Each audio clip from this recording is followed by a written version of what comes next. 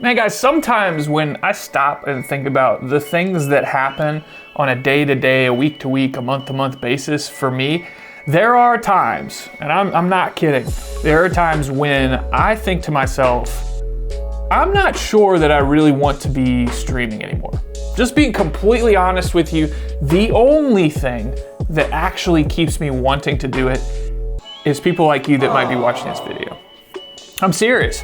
When I stop and go through the motions of, dang, I'm going to play a video game on stream, I'm gonna go press the live button, and then we're gonna be exhausted by the end of it, and then I'm gonna get to go to work, and then if I'm lucky, I might be able to take a nap somewhere in that following afternoon to make up for the sleep loss because my sons were up at 3 a.m. and yada, yada, yada, you get the whole thing. But here's what I'm gonna tell you is that this next point that I'm going to make in this 3-minute thought is going to be one of the biggest reasons why I've been able to look back and say, you know, I think this is going awesome. And I've been even able to look at it and say, okay, we've got a plan, we've got a strategy. I'm not stressed out about it. And that reason is very simple. It's because of the 3-minute thought for today, which is scheduling and planning. Now, there's gonna be a lot of things that we cover in this 3-minute thought. Don't be frustrated if what you think is important about this isn't covered. Again, I've told you guys before, I'll tell you guys again, please, please, please drop a comment in the comment section if you think there's another facet of what we're talking about today that could have been covered that did not happen. So, that being said, let's throw that 3 minutes on there. Let's get it popping, boom. So, scheduling and planning, those of you that know me very closely, especially in my personal life, when it comes to preparing for different things, I love to schedule out in advance. At one point, I was doing a month-long schedule for our Twitch channel. It would come out on a Monday, the very first Monday of the month, and then people would be able to know and look and forecast whatever the heck was happening for that entire month. That was wild. I will say though, that inside of those times of scheduling, I had the least amount of stress when it came to knowing what I was supposed to be doing when I pressed the live button.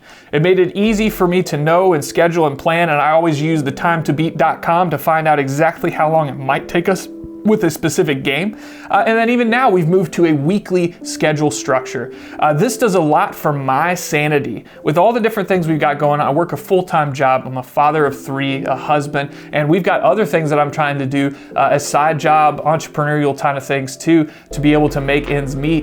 And streaming is one of those things that if I let it will stress me out because I don't know every nook and cranny of what can be happening. But weekly schedules allow for me and my family to know exactly what's happening and how to expect it. It even gives us an opportunity as a community to know what we're doing together. So if I post these things on social media, I can have promotions set up for people to come to the stream and know what they're expecting. If we're doing a food tasting, if we're doing a just chatting stream, they know that when they jump into that, it may very well not be a video game stream.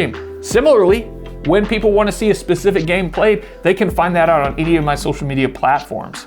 So it's extremely important for you to schedule your streams across the board for your sanity and also for your promotion. People showing up to your channel without you actually streaming on the days that you say that you're going to, and inversely, showing up at different times to your channel just to see the information, and you're streaming and your schedule doesn't say it.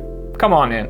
At some point in time, you have to set a baseline for expectation for yourself so other people can expect that of you too. The other thing that's really, really important too about when you actually do get a schedule down for your larger week and maybe your month, once you have that down, think about how your streams are going to go. Our Tuesday streams are a great example of that. My wife streams with me.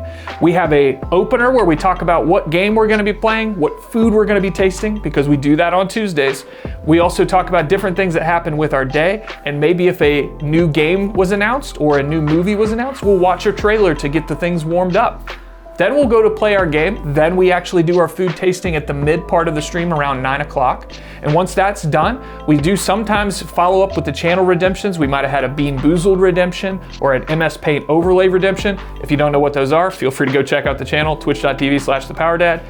And then beyond that, we continue playing the game till our end time. And when we wrap up, we talk about the next time that we're going to stream. We talk about the things to expect on my wife's stream. We talk about tons of stuff to kind of close out the stream and decompress it before we raid another fellow streamer. Those are things that you can expect as a viewer when you come to our stream. That's what I mean when planning. You're not fumbling over the different events that might happen in your stream. You're acting like a legitimate broadcaster as opposed to just a person that's just playing a game and everyone's watching. So that, my friends, is why it is important for you to both have a schedule and to plan out your streams. Boom. So I know that like that information particularly can be different from person to person or streamer to streamer.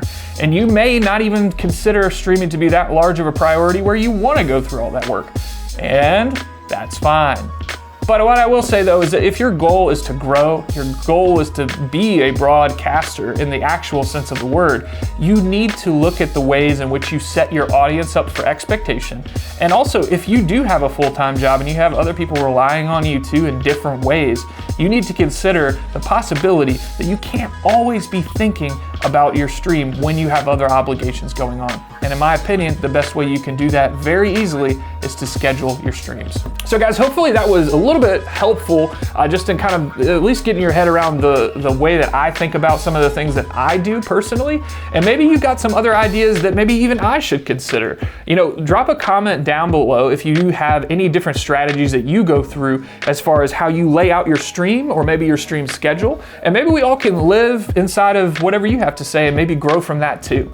But I appreciate you guys checking out this video. Like I said, you know, we stream at twitch.tv/thepowerdad. And if you did like this content or anything else you saw on the channel, feel free to drop that like, that subscribe, and that bell for notifications. So thank you so much. Hope you guys have a great rest of your day.